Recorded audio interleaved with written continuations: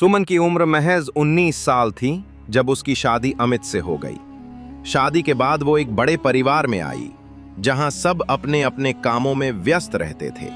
इन सब के बीच बस अमित ही था जो सुमन को समझने और अपनाने की कोशिश करता था। समय बीतता गया और कुछ सालों में सुमन मां बन गई। अब उसकी जिम्मेदारियां और भी बढ़ गईं। सुबह उठते ही बच्चे को दूध पिलाना, साथ ही पूरे घर के काम संभालना, वो खुद को भूल सी गई थी। एक दिन अचानक घर में मेहमान आ गए। अब सुमन के काम की कोई सीमा ही नहीं रही। अमित चुपचाप यह सब देखता रहता, पर सुमन की मुस्कुराहट के पीछे की थकान उसे साफ नजर आ रही थी।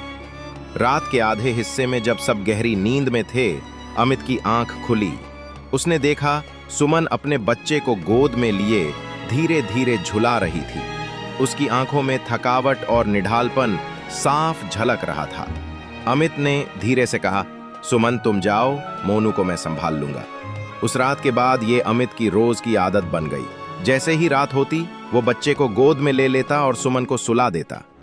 एक रात जब अमित अपने बच्चे को गोद में लेकर घर में टहल रहा था, उसकी मां की नजर उस पर पड़ी। मां ने आश्चर्य से पूछा, अरे अमित, तू आधी रात को बच्चे को टहला रहा है और बहू कहाँ है? अमित मुस्कुराया और बोला, मां, सुमन सो रही है।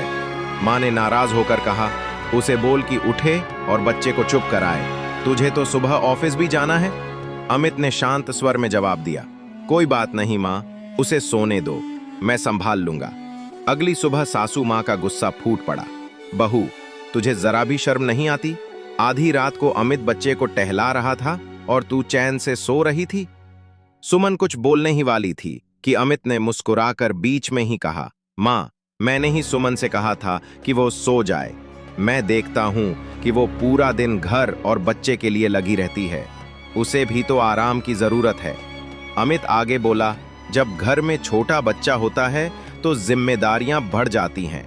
मां, अगर हम खुद उसे समझने की कोशिश नहीं करेंगे तो कौन करेगा? सुमन मेरे लिए इस घर में है और मैं हमेशा उसका साथ दूंगा। अमित की बातें सुनकर सुमन की आंखें भर आईं। पहली बार उसे अपने आंसुओं में अकेलापन नहीं लगा।